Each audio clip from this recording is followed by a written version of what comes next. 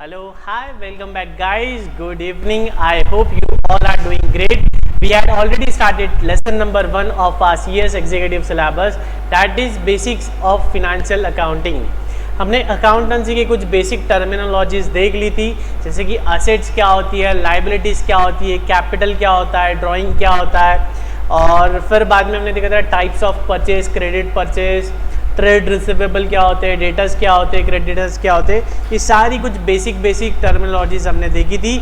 After that we had also seen the process of accountancy कि पहले first stage was we were identifying the transaction, और अगर वो transaction को हम मनी के टर्म्स में मेजर कर सकते हैं तो हम क्या कर रहे थे, उस ट्रांजेक्शन को मेजर कर रहे थे और फिर रिकॉर्ड कर रहे थे. अच्छा, ये कौन सा कंसेप्ट है कि सिर्फ मॉनेटरी टर्म्स के ट्रांजेक्शन्स ही हम रिकॉर्ड करेंगे? ये कौन कहता है? क्विकली कमेंट, ये कौन कहता है? Only record the monetary transactions in your books of account. कौन कहता है? ये कौन सा कंसेप्ट है? ये मनी मेजरमेंट कंसेप्ट. कौन सा है ये? Money measurement concept.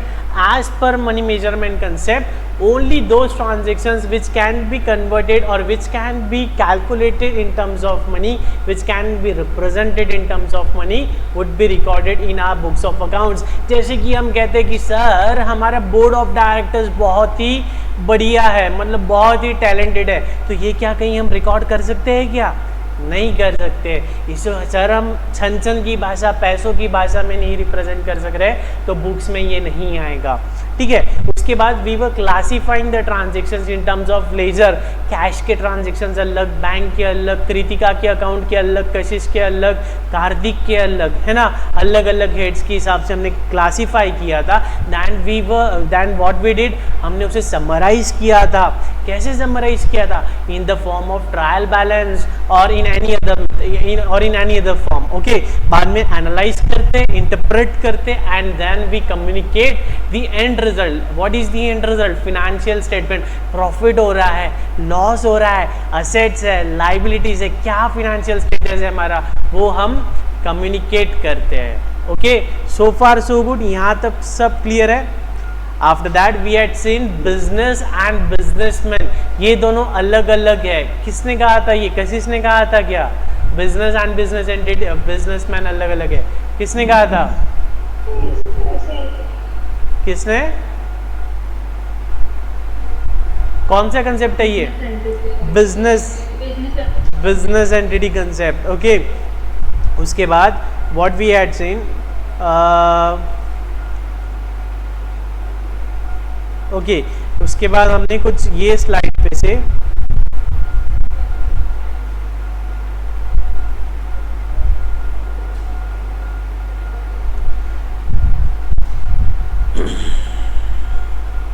After that we had seen the elements of accountancy.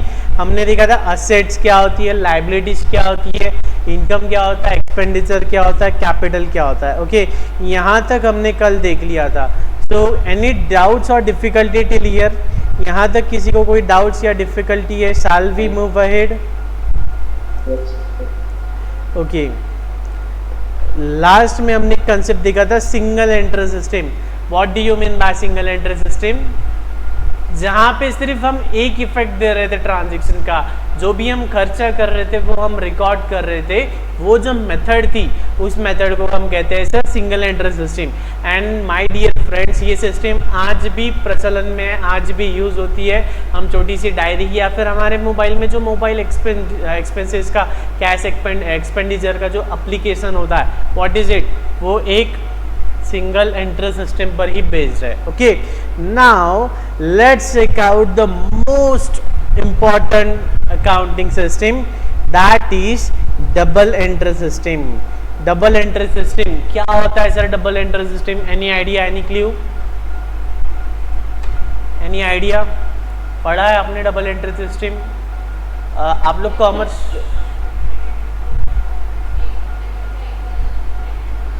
Okay. यहाँ विद्यार्थी कहता है, यहाँ एक महिला छात्रा है, वो कहती है एक किसी भी ट्रांजैक्शन के दो इफेक्ट होंगे. कशिश ने कहा sir every debit has equal and opposite credit. Her debit का एक क्रेडिट होता है. ये सही है क्या? क्या लगता है रुशील आपको? क्या एक्सपर्ट ओपिनियन है आपका? सर आवाज थोड़ी कट कट के आ रही है आपकी। आवाज कट कट के आ रही है।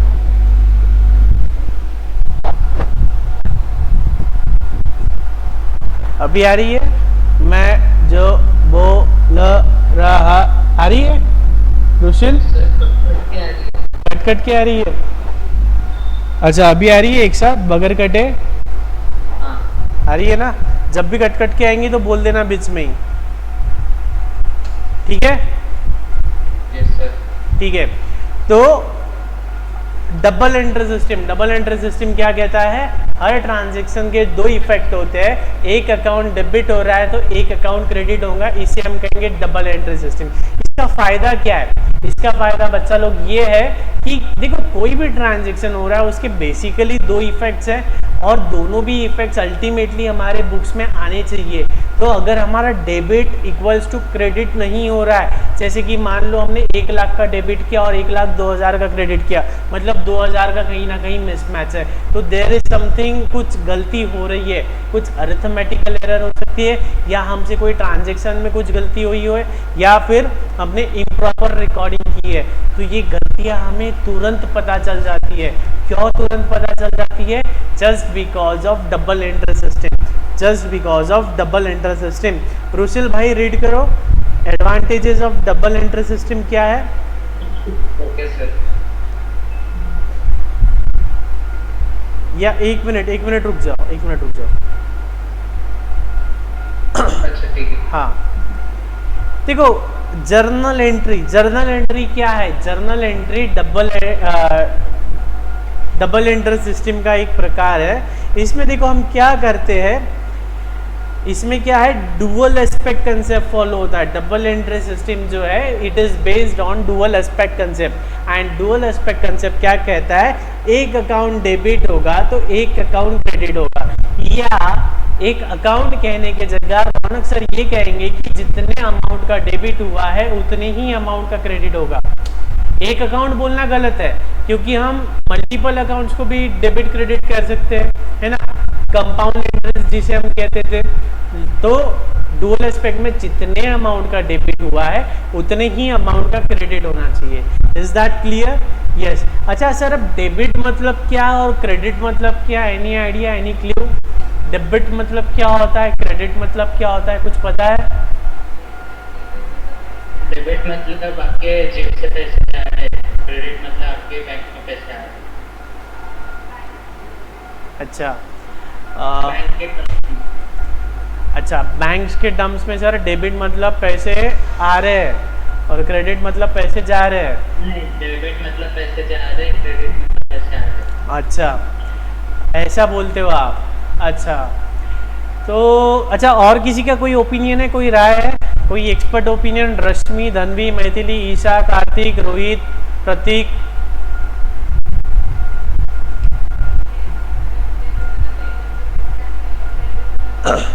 अच्छा, तो माय डियर फ्रेंड्स, जो भी जनता कह रही है डेबिट मतलब पैसे आना, क्रेडिट मतलब पैसे जाना, ये बहुत छोटा आंसर है, बहुत गलत आंसर, गलत नहीं है लेकिन बहुत छोटा है।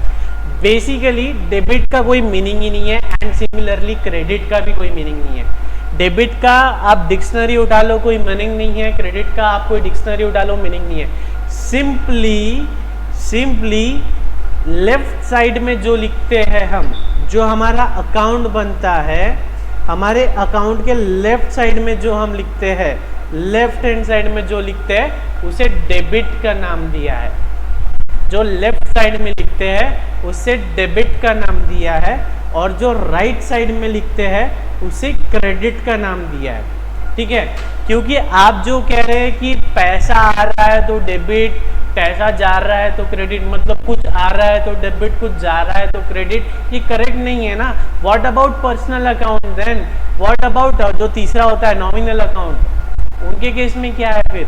रुशिल, आवाज के आ रही क्या? आवाज नहीं आ रही सर, कट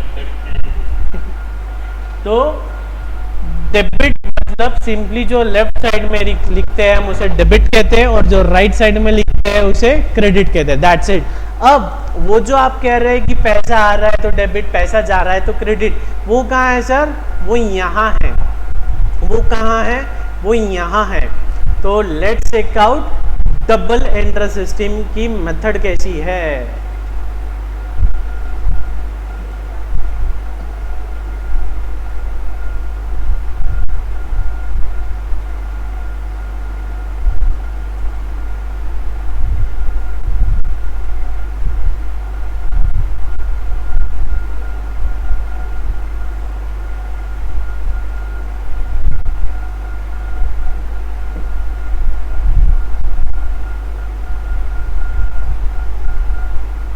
ठीक है, तो double entry system basically left side में जो रिकॉर्ड कर रहे हैं वो डेबिट है, राइट साइड में क्रेडिट है। अब अकाउंटिंग की एंट्रीज पास करने की दो मेथड्स है। कितनी मेथड्स है? दो मेथड है। एक होता है sir traditional approach, one is the traditional approach and the other one is the modern approach. One is the traditional approach and the other one is the modern approach. And mark my words, dear friends, mark my words. ये है basics of accountancy. This point is very important. Accountancy की शुरुआत ही journal entry से होती है और आपको ये नहीं समझा तो आप अकाउंटिंग नहीं कर पाओगे। बेसिक्स है। तो वन बाय वन देखेंगे हम। पहले देखते हैं ट्रेडिशनल अप्रोच, देन हम देखेंगे मॉडर्न अप्रोच। सर हम कौन सा अप्रोच फॉलो करें? Choice is yours. आप ट्रेडिशनल फॉलो करो या मॉडर्न अप्रोच फॉलो करो, कुछ भी गड़बड़ नहीं होने वाली है। And result would be same. And confusion दूर करने के लिए कोई भी एक अप्रोच आप पसंद कर लो और उसे फॉलो करो, ठीक है। तो पहले देखेंगे हम ट्रेडिशनल अप्रोच। अच्छा, ये आप सबने पहले पढ़ा हुआ है 11th-12th स्टैंडर्ड में। थम्स अप बता दो। सभी ने पढ़ा है? अंकिता, मैथिली, धनवी, कार्तिक, ईशा, थम्स अप बता दो सभी ने पढ़ा है तो।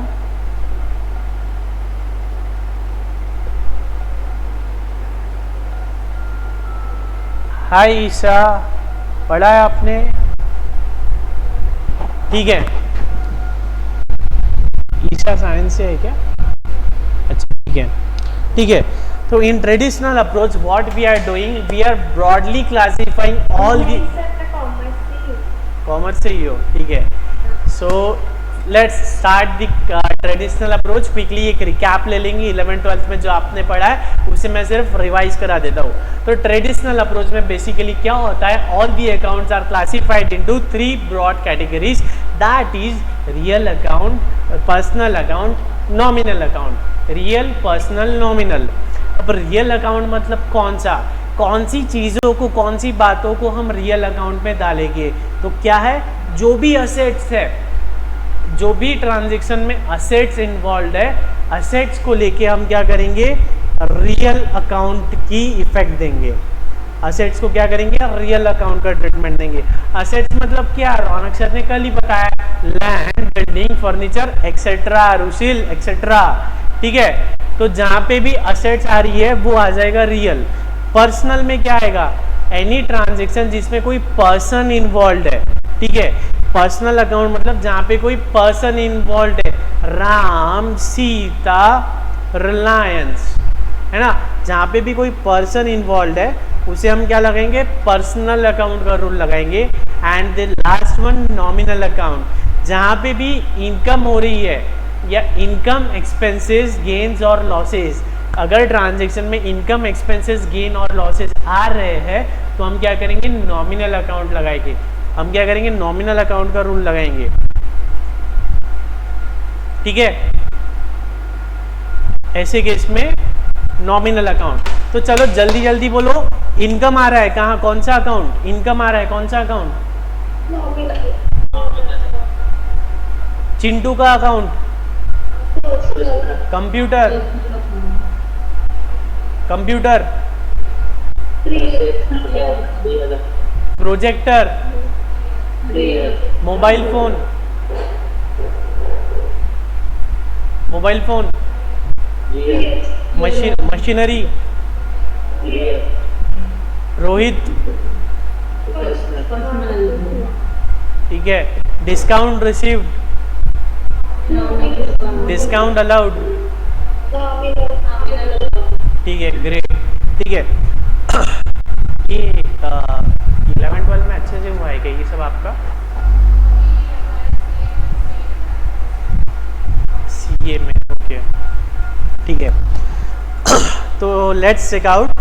अब सर हमने कैटेगराइजेशन तो कर लिया है 3 ब्रॉड कैटेगरीज में, अब इसमें अकाउंटिंग एंट्री कैसे पास करनी है।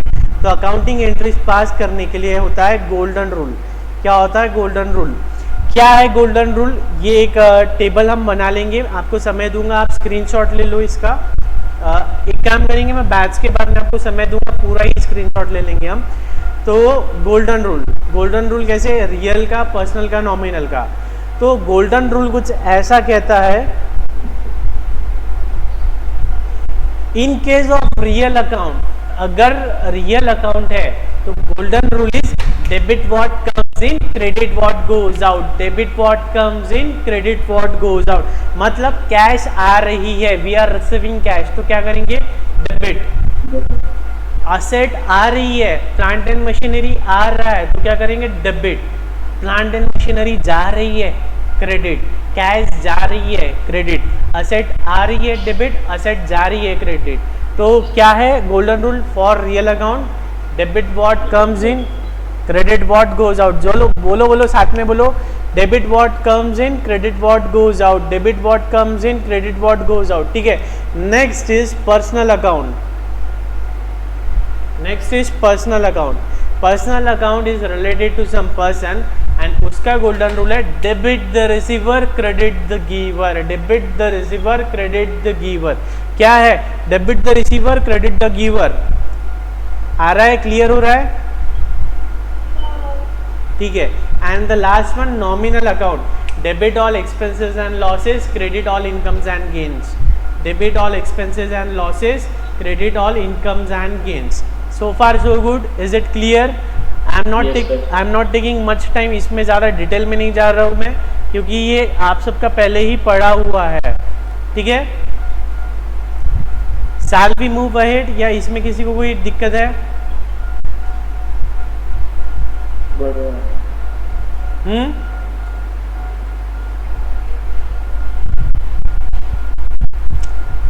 बढ़ू आगे? Yes sir.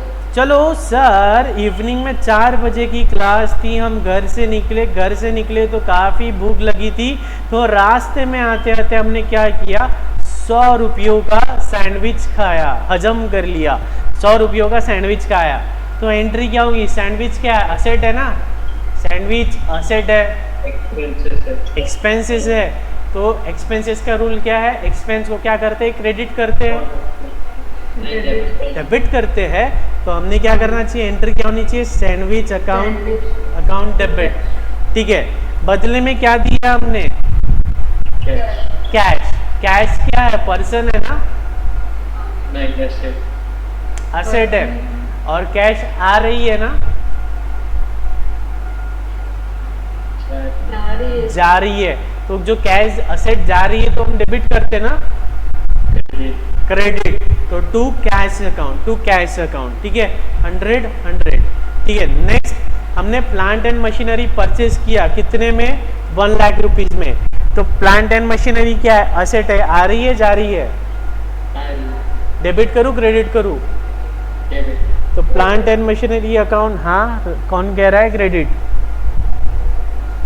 Plant and machinery account debit to cash account. ठीक है। अब हमने प्लांट एंड मशीनरी खरीदा, लेकिन क्रेडिट पे खरीदा, किससे? रामलाल से। तो क्या करे? रामलाल को क्रेडिट कर। क्यों? कौन सा रूल लगाया आपने? पर्सनल का क्या रूल है? Debit the receiver, credit the giver. ठीक है। ओके। ठीक है। So this was all about traditional approach. क्या आपने मॉडर्न अप्रोच भी पढ़ा है? नहीं, पढ़ा होता था। ये क्या पढ़ा हो सकता है? एक तो पढ़ा है या नहीं पढ़ा है। ठीक है। मॉडर्न अप्रोच देखेंगे। In case of modern approach, what is the, oh my God,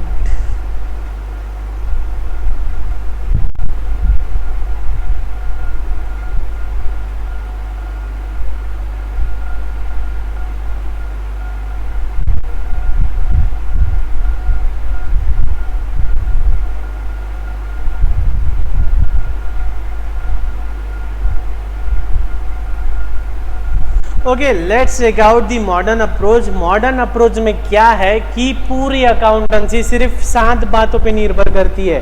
क्या? एक assets, liabilities, income, expenses, capital, drawings.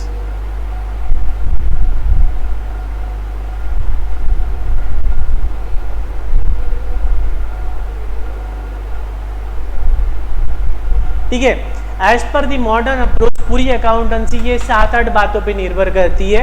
एक है assets, liability, income, expenditure, capital and drawing. Generally मैं लिखता नहीं हूँ लेकिन आज लिख दिया।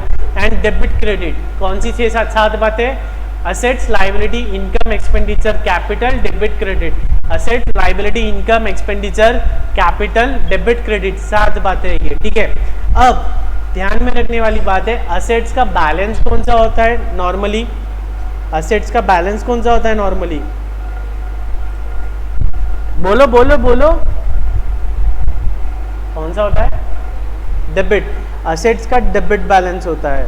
आवाज आ रही है ना रुशिल की? कट कट के आ रही है। आप कट कट के बोल रहे हैं सर। हाँ, क्या? तो असेट्स का क्या होता है? डेबिट बैलेंस होता है। ठीक है, लाइबिलिटीज का क्या होता है? क्रेडिट। लाइबिलिटीज का क्रेडिट होता है। नेक्स्ट, इनकम का क्या बैलेंस होता है? हाँ, इनकम का? अरे मुंह के मुंह में बोल रहे, क्रेडिट। क्रेडिट होता, क्रेडिट। इनकम्स कैसे सर क्रेडिट? वो देखो हम क्या पढ़े, नॉमिनल क्रेडिट और incomes and gains. Credit incomes का, इनकम का होता है क्रेडिट। एक्सपेंसेस का डेबिट। कैपिटल का क्रेडिट। कैपिटल का क्रेडिट एंड ड्राइंग्स का डेबिट।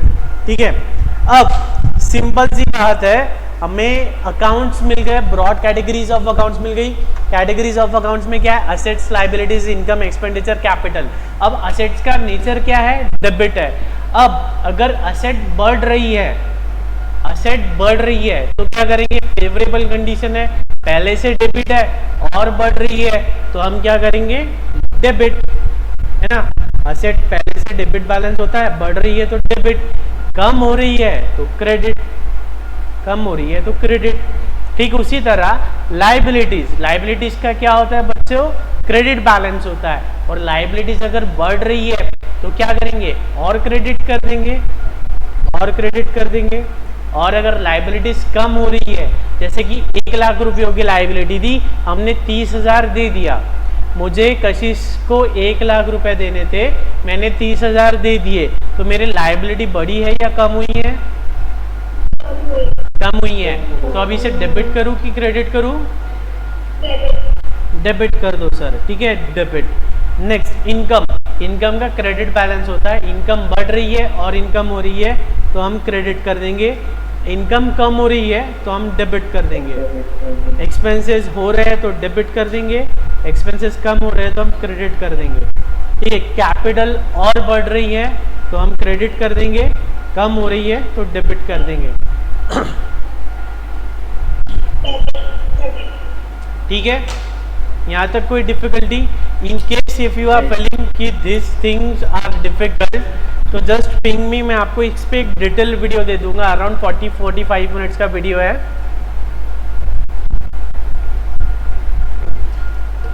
जो 10 लेक्चर्स का प्लेलिस्ट दिया उसमें lecture number 5 is all about this only. ठीक है, lecture number 5 is all about this only. And in case if you want to learn the detail journal entries and ledger and trial balance, पूरा accountant से एकदम basics पढ़ना है तो उसके लिए भी आप मुझे व्हाट्सअप कर दो, मैं उसकी भी प्लेलिस्ट आपको दे दूंगा, सीए फाउंडेशन अकाउंटेंसी की। ओके, सीए फाउंडेशन अकाउंटेंसी का भी प्लेलिस्ट मैं आपको प्रोवाइड कर दूंगा अगर आपको इसमें डाउट्स है तो। Okay, next thing,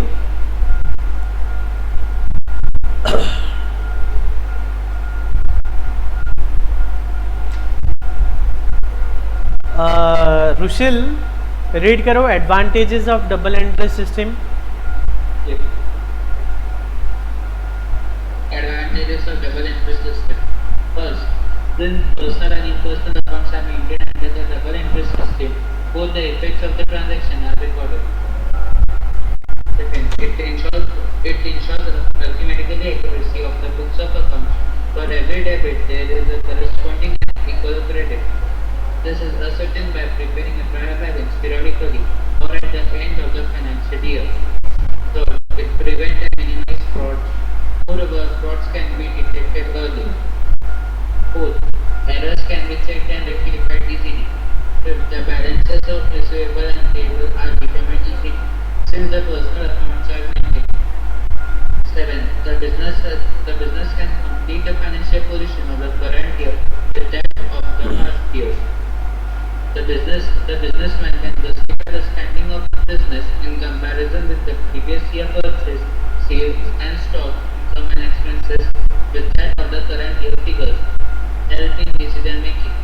The net operating results can be calculated by preparing interpreting and profit and loss account for the year ended, and the financial position can be ascertained by the preparation of balance sheet.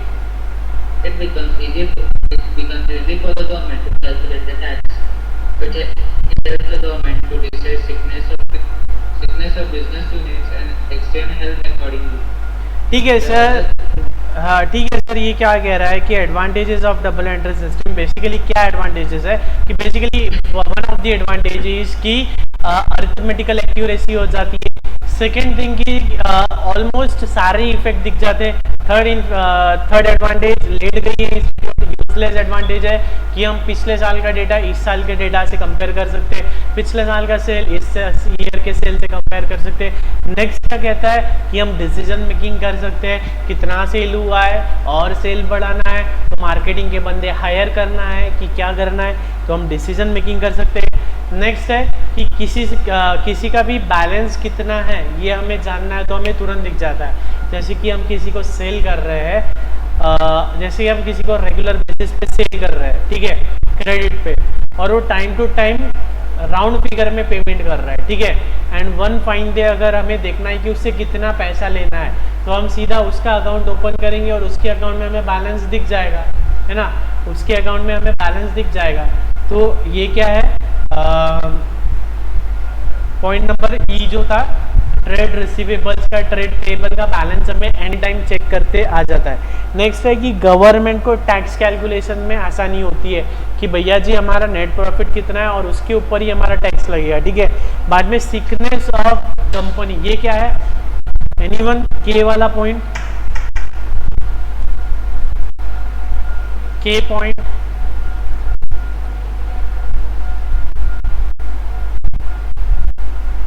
what is this K point? It helps the government to decide sickness of business unit and extend help accordingly. देखो क्या होता है कि sickness of the unit क्या होता है कि कोई भी बिजनेस है, बड़े लेवल का बिजनेस है, कोई छोटा नहीं, बड़े लेवल का बिजनेस है, तो उस पे फॉर एग्जाम्पल रिलायंस इंडस्ट्रीज या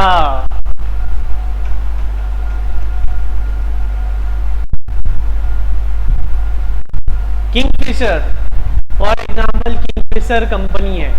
अब किंगफिशर कंपनी है विजू भाई माल्या की, लेकिन उस कंपनी पे बहुत सारे लोग डिपेंडेंट है, पायलट्स है, वो उस कंपनी को जिन लोगों ने लोन दिया है उस कंपनी के एम्प्लॉयज है, हवाई सुंदरिया है, ये सारे लोग क्या है, किंगफिशर कंपनी पे डिपेंडेंट है, ठीक है।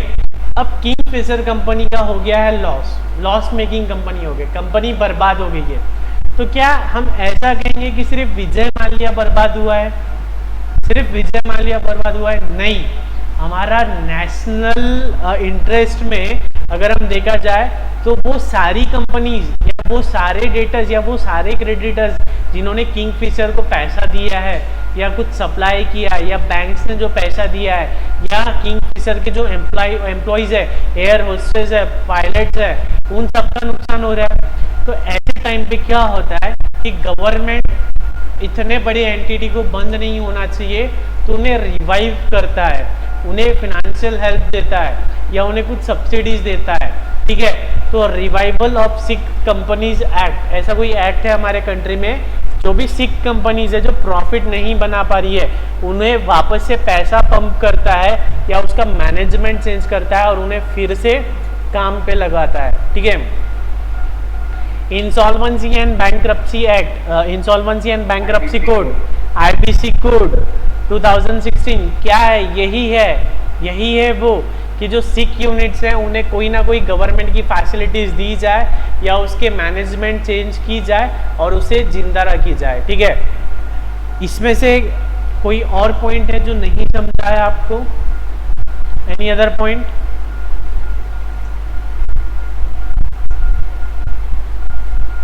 Any other point?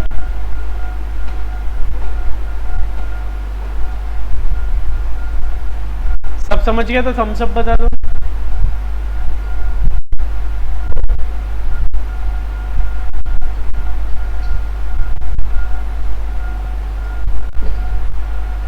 आप लोग को समझा?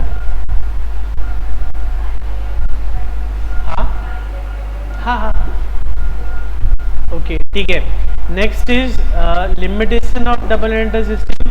कुछ भी नहीं है, the system does not disclose all the errors. देखो सारी एरर्स इसमें डिस्क्लोज नहीं होती है, जैसे कि अरिथमेटिकल एरर हो जाती है, लेकिन सपोज हमने परचेस किया है 1 लाख रुपए का और गलती से हमने बुक्स में 10 लाख रिकॉर्ड कर दिया, 1 0 ज़्यादा लगा दिया, तो डेबिट भी 10 लाख से हुआ, क्रेडिट भी 10 लाख से हुआ, तो ध्यान में आ रहा है कि नहीं? The trial balance prepared under this system does not disclose certain types of error, ठीक है। ट्रायल बैलेंस से क्या होता है? सिर्फ अरिथमेटिकल एरर्स पता चलती है, सारी एरर्स पता नहीं चलती है, सिर्फ अरिथमेटिकल, ठीक है। हमने डेबिट करना था चिंटू को लेकिन हमने डेबिट कर दिया है मोन्टू को, तो ये ट्रायल बैलेंस में पता चलता है क्या? नहीं, ट्रायल बैलेंस तो टैली हो जाता है।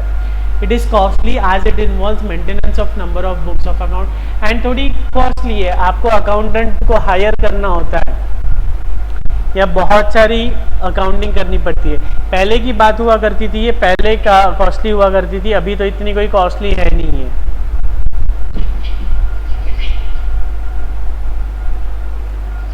एक बार वीडियो ऑन करो सभी लोग, वीडियो ऑन करो एक बार। तन्वी, ईशा, अंकिता, रश्मि,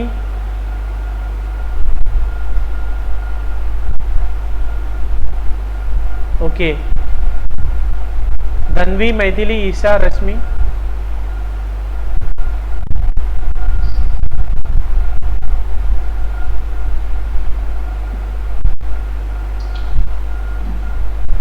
ठीक है। Let's move ahead. Next thing is the concept of account, ठीक है। कंसेप्ट ऑफ अकाउंट हमने देखा है। अंकिता रीड करो concept of account.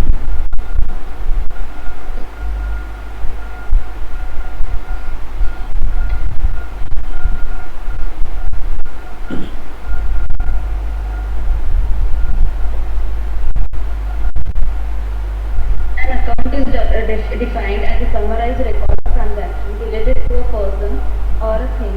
Example, when the business deals with customers and suppliers, the customers and suppliers will each be a separate account.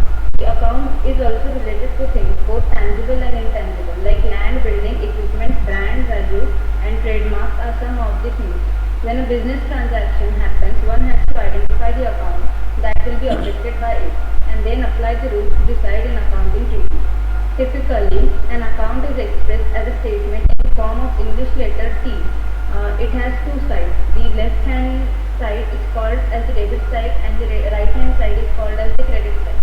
The debit side is denoted by DR, and the credit side by CR. The convention is to write the debit DR and CR labels on both sides as shown below. Please see the following examples. ठीक है, तो basically accounts क्या है? Accounts एक summarise record है किसका? Transactions का।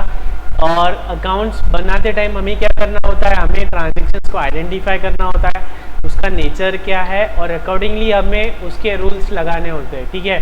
अगर हम ट्रेडिशनल अप्रोच पढ़ रहे हैं तो जो भी गोल्डन रूल्स रौनक सर ने सीखा है वो हमें अप्लाई करने हैं, या अगर हम मॉडर्न अप्रोच कर रहे हैं तो जो भी उनका रिस्पेक्टिव बैलेंसेस है उसके अकॉर्डिंगली हमें इफेक्ट्स देने हैं, ठीक है।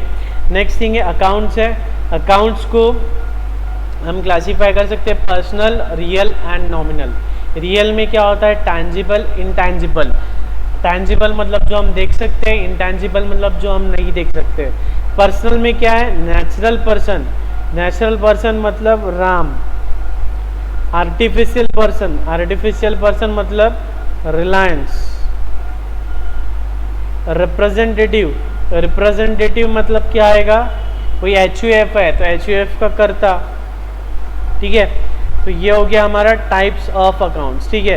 बाद में personal account, real account and the nominal account, ये चीज़ हमने डिटेल में समझ ली है। Your job is to read it once, आपको ये एक बार रीड करना है। आपका हो तो अभी रीड कर लेते हैं, या अगर आप ईमानदार हो, आप पक्का पढ़ोगे तो एक बार आप घर पे रीड कर लो। बोलो अभी रीड करना है कि क्या करना है, एक बार रीड करना है पूरा। कर लेते सभी, कर लेते म्हणजे अभी कर लेते कि घर पे कर लेते, अभी पढ़ लेते इस तरह से। पढ़ो पढ़ो, रीड करो, स्टार्ट। मेरे को बोलिए क्या? Yes yes.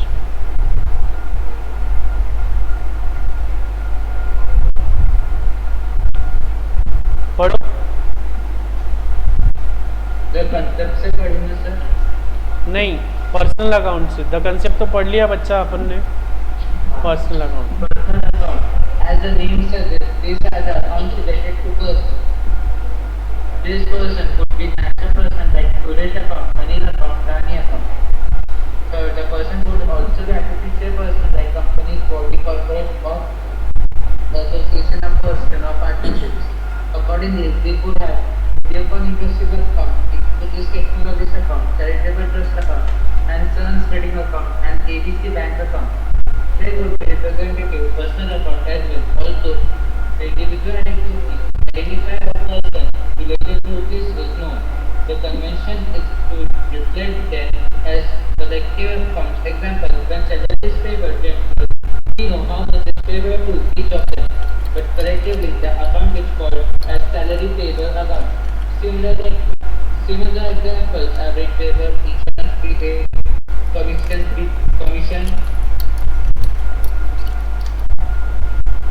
commission fee received, etc. The students would be careful to have clarity on this type, and the chances of error are more here. Real account. These are accounts related to assets of property or possession. Depending on their physical existence or otherwise, they are further classified as follows. First, tangible real account. Assets that have physical existence and can be seen and touched. Under this, as machinery account, stock account, cash account, vehicle account, and the like. Second, intangible real account. This represents possession of property that have no physical existence but can be measured in terms of money and have value attached to them, like goodwill account, trademark account, patent account, and copyright account, and intellectual property rights account. Nominal account. These accounts are related to expenses or losses and income or gains. Example, salary and wages account, rent and rates account, traveling expenses account, commission receive account, and loss by account. ठीक है, अभी जो हमने पढ़ा life में, इसके बाद ये कभी मत पढ़ना। जो टेबल मैंने बताया था, जिसमें से मैंने अभी हाईलाइट किया था, सिर्फ उतना पढ़ लेना। उसमें ये सब पहले से ही लिखा है, कोई नई बात नहीं है। अगर आप ये 2-3 पेजेस पढ़ने में टाइम वेस्ट करोगे तो अभी तो 500-600 पन्नों की बुक है। तो क्या करो, जितना भी मैं ऐसा टेबुलर फॉर्म में बता रहा हूँ वो टेबुलर फॉर्म में कॉपी कर लेना। माना कि आप कहूँगी कि हम स्क्रीनशॉट ले लेते, लेकिन एग्ज़ाम के पहले स्क्रीनशॉट काम नहीं आएगा, तो आपकी नोटबुक में कॉपी ज़रूर कर लेना, या लास्ट में पेजेस है वहाँ लिख लेना, ठीक है। नेक्स्ट है the accounting process. Accounting process में 2 बातें दी है, American approach and the British approach. तो कुछ नहीं है, ब्रिटिश अप्रोच के पास लिख दो ट्रेडिशनल, एंड अमेरिकन के पास लिख दो मॉडर्न, ठीक है। यहाँ से लिखना, पढ़ना स्टार्ट करो। Point number 1, Transaction related to owner. Example, capital. These are personal accounts.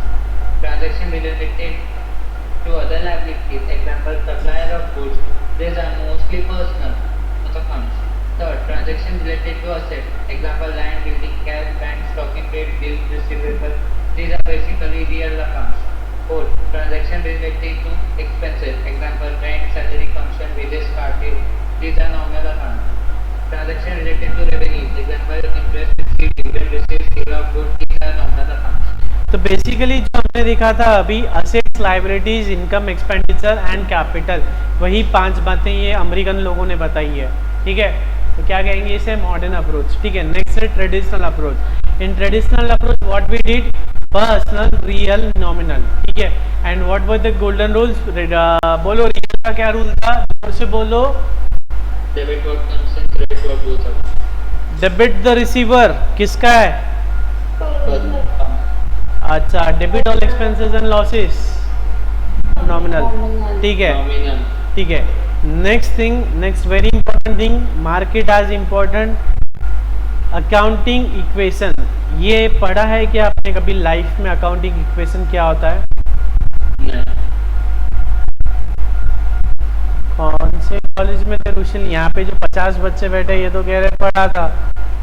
कौन से कॉलेज में थे Rushil?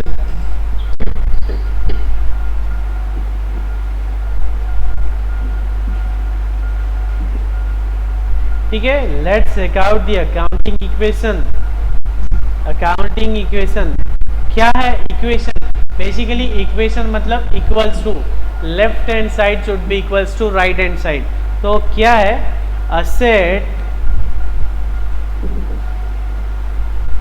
assets should be equal to capital plus liabilities.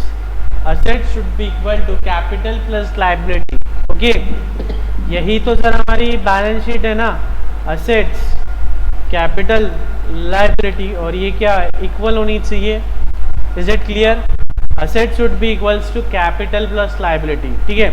अब मान लो हमारे पास असेट्स है 2 लाख रुपयों के, कैपिटल है 8 लाख का और लाइबिलिटी है 12 लाख की, ठीक है।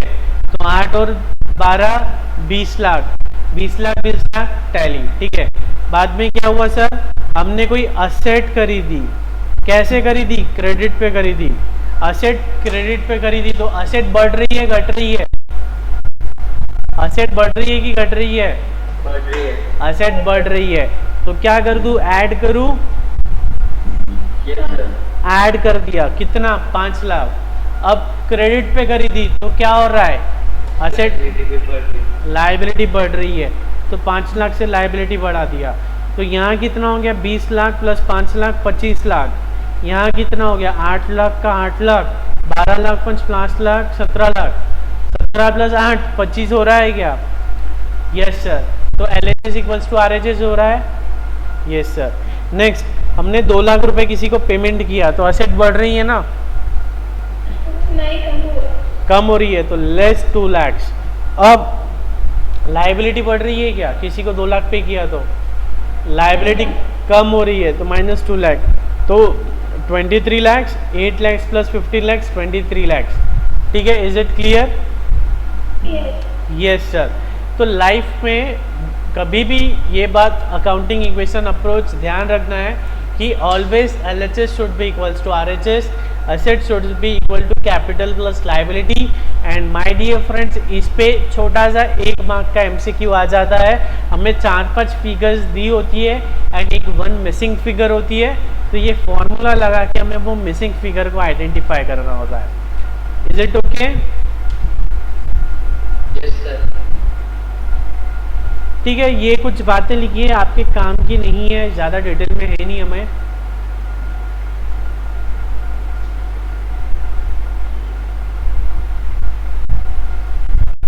So this was all about accounting equation approach. Next है double entry system, books of prime entry, subsidiary books. ठीक है। Double entry system we have already explained. Books of prime entry read करो कार्तिक। हाँ ठीक है, रीड कर सकते हो तो कर लो read.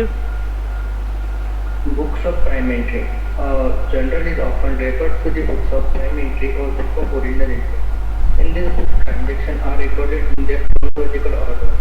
The process of recording transaction in a journal is called journalization. The entry made in this book is called journal. ठीक है, आगे. Function of journal. Analytical function. Each transaction is analyzed into the debit aspect as well as credit aspect. This helps to find out how each transaction financially affected the business. Recording function. Accountancy is a business language which helps to record the transaction based on the principles. Each such recording entry is supported by a narration which explains the transaction in simple language. Narration means to narrate, that is to explain it. It starts with the word being. Historical function. It contains a chronological record of the transaction. ठीक है, रुक जाओ. Books of prime entry. Books of prime entry मतलब books of original entry, जहाँ पे हम पहली बार record करते हैं उससे कहते हैं बुक्स ऑफ प्राइम एंट्री या बुक्स ऑफ ओरिजिनल एंट्री. तो पहली बार हम कहाँ रिकॉर्ड करते हैं? जर्नल में रिकॉर्ड करते हैं. ठीक है, तो जर्नल में रिकॉर्ड करने की प्रोसेस को हमने क्या नाम दिया? जर्नलाइजिंग. क्या नाम दिया? जर्नलाइजेशन या जर्नलाइजिंग. ठीक है, और जो एंट्री है उसे क्या कहते हैं हम? Journal entry. ठीक है, और कौन से ऑर्डर में होती है? वो सर क्रोनोलॉजिकल ऑर्डर में होती है. ठीक है, और इसके फंक्शन क्या है? वही है. हिस्टोरिकल फंक्शन क्या है कि उसमें हमें डेट्स पता चलती है, क्रोनोलॉजिकली है. रिकॉर्डिंग फंक्शन क्या है कि जर्नल एंट्री हमने रिकॉर्ड की है. एनालिटिकल फंक्शन क्या है कि हमें पता चलता है कि कौन सा अकाउंट डेबिट हो रहा है एंड कौन सा अकाउंट क्रेडिट हो रहा है. That's it. Is it clear? कोई भी मतलब ये ऐसे ही सिलेबस बढ़ाना था इसलिए फंक्शंस लिख दिए, इसमें कुछ सेंस वाली बात नहीं है. ये तो हमें पता है बचपन से, है ना. जर्नल एंट्री क्या हो रही है? रिकॉर्ड हो रही है. एनालाइज मतलब कौन सा अकाउंट डेबिट हो रहा है, कौन सा क्रेडिट हो रहा है, ये हमें पता चल रहा है. हिस्टोरिकल फंक्शन में क्या है कि क्रोनोलॉजिकली ट्रांजेक्शन्स रिकॉर्ड हो रहे हैं. ठीक है, next is advantages of journal. क्या पहला क्या है? क्रोनोलॉजिकल. क्रोनोलॉजी मतलब क्या होता है? हाँ, डेट के सीक्वेंस में. ठीक है, डेट के हिसाब से होता है. Minimising the possibility of error. क्या होता है? क्योंकि डबल एंट्री सिस्टम में एक डेबिट का इक्वल क्रेडिट होना चाहिए. गलती से अमाउंट कम ज़्यादा हो गया तो हमें वहीं पे एंट्री पास करते टाइम दिख जाएगा अरे कुछ तो गड़बड़ है ना. नेक्स्ट है नरेशन. अब हमने कोई ट्रांजेक्शन किया, जैसे कि मान लीजिए मैंने रश्मि को 5,000 रुपये दिए हैं आज. अब साल खत्म हो रहा है 31 मार्च को, मैं बुक फाइनलाइज कर रहा हूँ जून में. एक साल बीत गया, मैंने देखा अरे मैंने रश्मि को 5,000 रुपये दिए, किस चीज़ के दिए हैं? मुझे याद रहेगा क्या? नहीं. क्या होता है, कोई भी ट्रांजेक्शन होता है ना उसके नीचे हम नरेशन लिख देते हैं, मतलब एक थोड़ी सी डिटेल लिख देते हैं, detail about the transaction. Transaction क्या था वो ट्रांजेक्शन के बारे में हम लिख देते हैं. ठीक है, नेक्स्ट है help to finalise the account. But obvious है, जर्नल बनेगा, फिर लेजर बनेगा, फिर ट्रायल बैलेंस, फिर फाइनल अकाउंट. ठीक है, तो ये है. जर्नल का फॉर्मेट कैसा है सर? ऐसा है: date, particulars, voucher number, ledger folio, debit, credit. Real life में वाउचर, हाँ चलो ठीक है, इन्होंने एडवांस कर दिया. ठीक है, ये हमारा जर्नल का format. Date, particulars, voucher number, ledger folio, debit amount, credit amount. ठीक है, डेट मतलब जो डेट पे ट्रांजेक्शन हो रहा है. पर्टिकुलर्स में क्या आएगा? Ram account debit to cash. ठीक है, तो जो भी ट्रांजेक्शन हो रहा है वो. बाद में ब्रैकेट में नरेशन, बिंग XYZ जो भी है. ठीक है, लेजर फोलियो. जर्नल के बाद में ये ट्रांजेक्शन को हम लेजर में पोस्ट करते हैं, तो लेजर के कौन से पेज नंबर पे ये हमने रिकॉर्ड किया, ये ट्रांजेक्शन हमने लेजर के कौन से पेज नंबर पे रिकॉर्ड किया है, ये हमें कैसे पता चलता है? लेजर फोलियो के जरिए. ठीक है, बाद में debit amount and the credit amount. Is it clear? वही बातें लिखी है: date column, particulars, voucher number, ledger folio. एक काम करो, क्विकली यहाँ तक रीड करो.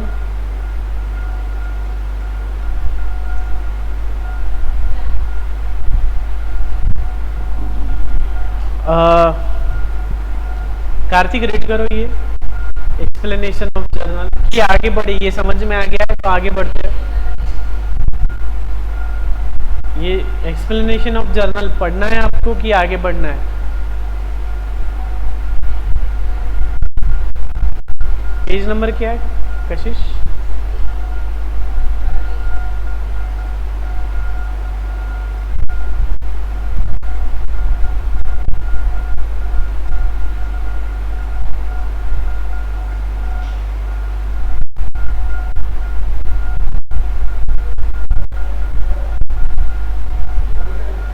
हाँ, एक मिनट रीड करना है ये एक्सप्लेनेशन ऑफ जर्नल। हेलो, ये आप रीड करो।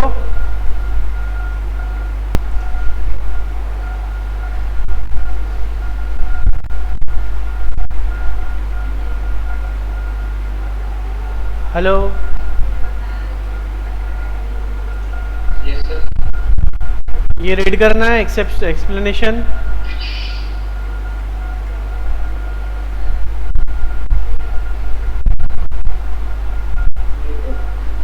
ठीक है,